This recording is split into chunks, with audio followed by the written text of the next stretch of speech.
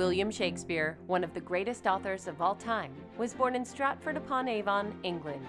His actual birth date is uncertain, but most scholars believe he was born on or near April 23, 1564. We think he may have been educated in the King's School at Stratford because that would have been typical for a child with a father who was an alderman. What we do know is that he didn't go to university. We have a marriage record for Shakespeare to Anne Hathaway in 1585. We also have baptism records for a daughter and a set of twins. And we also know that his son, Hamnet, one of the twins, died. Shakespeare moved to London in the late 1580s. By the early 1590s, we know he's writing, and we know that he's acting. By 1597, Shakespeare had authored 15 of the 37 plays attributed to him, including Romeo and Juliet, Comedy of Errors, and The Merry Wives of Windsor. People think of William Shakespeare as an artist, a playwright. He was a pretty good businessman. In 1599, he built the largest open-air amphitheater in London, the Globe Theatre. He was an entrepreneur, he knew his market, he knew how to cater to that market, he made shrewd real estate investments. Shakespeare's company, the Lord Chamberlain's Men, changed its name to the King's Men when King James became its patron in 1603. This was a mark of exceptional prestige. The different types of Shakespeare plays, they're separated into histories, comedies, tragedies, and then later on tragicomedies. Shakespeare's phrases, the ways he used words, are so common that people often get mixed up and can't remember if they came from the Bible or from Shakespeare. My grandmother used to say, when something bad happened, that these were the slings and arrows of everyday life.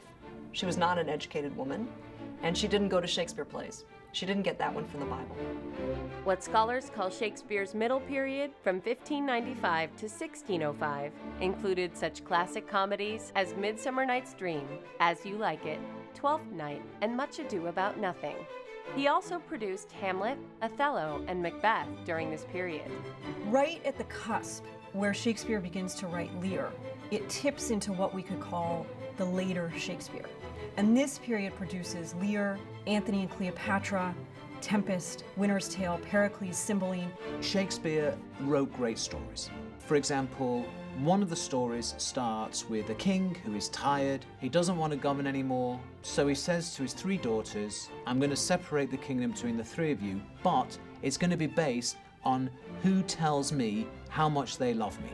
However much you love me, that's how much of the kingdom you're going to get. Now that's going to make me sit up. I mean, what a way to start a story. And that's King Lear. Shakespeare was not only a playwright, he also was a poet, partly because of economic necessity. During the early 1590s, plague closed the theaters in London, and there was quite a vogue for producing sonnets.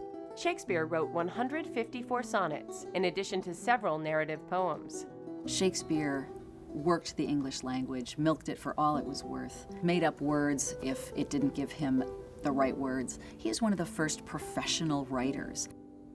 The details of William Shakespeare's death remain a mystery, but scholars believe he died on his birthday, April 23, 1616. In the 400 years since, Shakespeare's influence has only grown. His writing is the second most quoted after the Bible.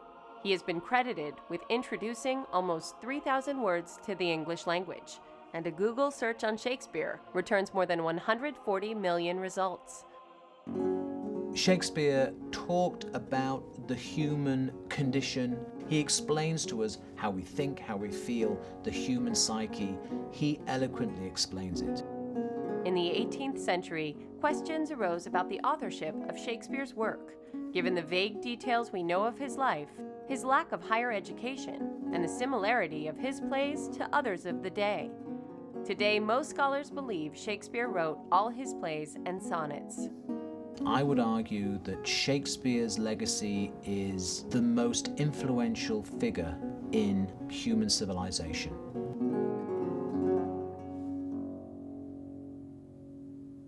Mark Twain is now thought of as America's first celebrity because he was so good at capturing the public imagination, and it became important to him to have a public image.